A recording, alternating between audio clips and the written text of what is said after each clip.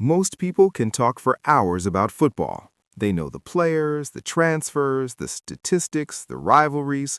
For them, it's more than a game. It's tradition, identity, emotion. And then there are people who don't watch at all. Not casually, not secretly, just genuinely uninterested. If you're one of them, you've probably been questioned more than once. How can you not like football? As if something essential is missing. But what if not watching football says less about the sport and more about how your mind works? Not watching football is rarely about trying to be different. Most people who don't watch aren't making a statement, they're simply following their attention. Psychology has a quiet rule. What consistently holds your attention reflects what your mind values. When society celebrates something loudly and your mind stays unmoved, psychologists call this value dissonance. It's the gap between what you're expected to enjoy and what actually gives you meaning. That gap isn't rebellion, it's self-awareness. Over time, patterns emerge. People who don't watch football often fall into a few psychological types, not labels, tendencies, ways the mind prioritizes meaning, emotion, and reward. The first is the self-focused thinker. This person doesn't hate football, they just don't feel anything when watching it. Their brain isn't wired for vicarious emotion, the ability to experience excitement through the success of others. While some people feel genuine joy when a team scores, the self-focused thinker feels detached, not cold, detached. Their dopamine doesn't come from spectacle, it comes from progress, from improving something tangible in their own life. While others celebrate a goal, this person is thinking about unfinished work, personal goals, or problems that need solving.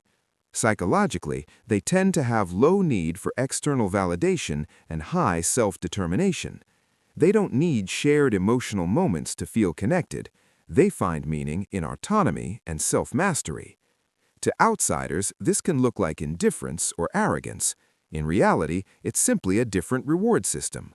Watching others win doesn't register as rewarding because it doesn't move their own life forward. The second type is the disillusioned observer. These are often former fans, people who once cared deeply. They remember staying up late for matches, arguing over teams, feeling genuine excitement. But something shifted, usually slowly. They began to notice the machinery behind the emotion, the money, the branding, the way loyalty was monetized, the idolization of players that would never know their names. Psychologically, this reflects something called existential detachment. It happens when an activity loses its sense of meaning because it no longer aligns with a person's values or growth. For the disillusioned observer, football stopped feeling like joy and started feeling like distraction. Cheering didn't solve anything, winning didn't improve their life, and pretending it did felt dishonest. So they stepped back, not because they felt superior, but because they felt awake. They didn't reject the game itself, they rejected the illusion that it deserved emotional priority over real life. The third type is the redirected mind. This person doesn't dislike football, they simply don't need it. Their excitement flows elsewhere. Cars, technology, music, films, games, ideas, anything that sparks curiosity or emotional engagement. Psychologically, they tend to have diversified stimulation patterns. Their brain gets dopamine from variety and personal relevance rather than a single cultural focus. Football feels repetitive to them.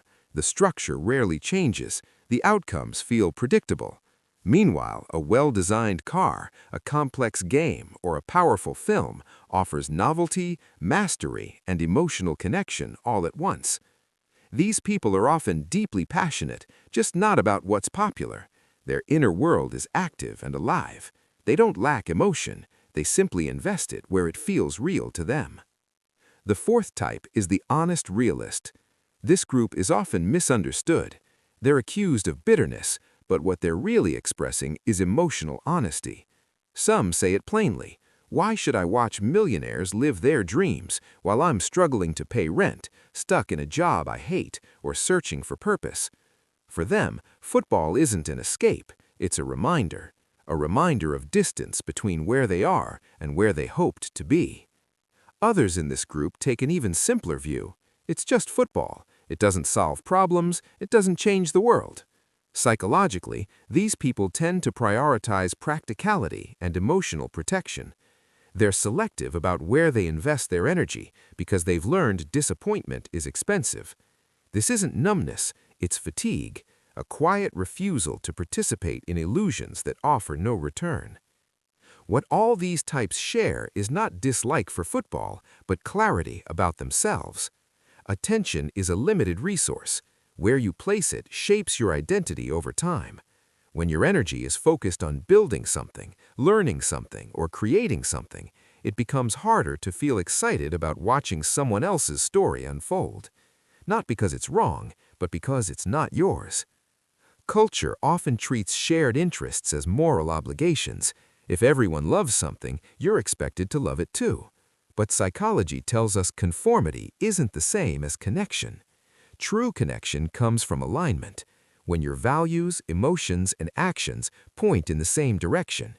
For some people, football offers that alignment. For others, it never will.